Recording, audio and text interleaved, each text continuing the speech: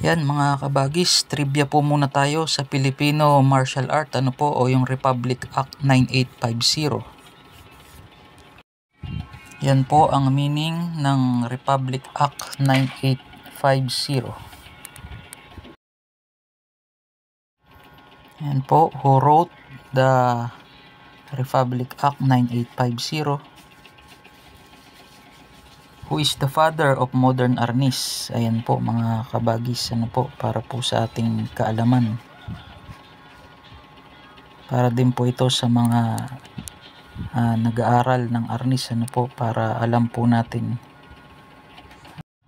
The purpose of Republic Act number 9850 is to declare arnis as the national martial art and sport of the Philippines.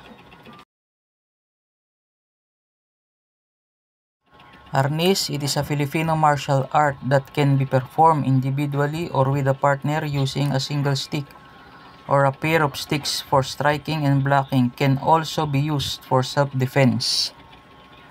What is another name for arnis? Ayan po, kali or eskrima. Ayan, what was arnis originally called?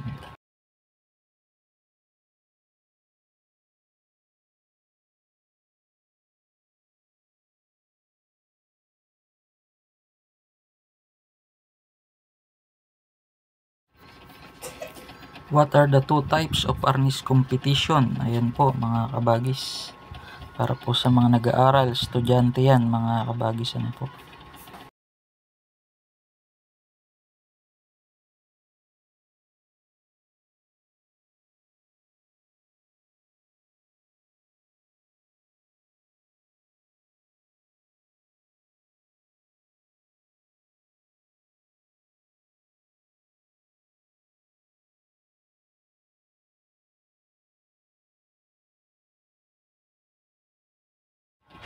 Yan po yung arnis history.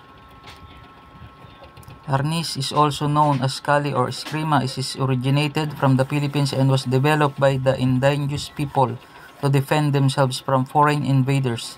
Arnis was later used by the Philippine revolutionaries to fight against the Spanish colonizers.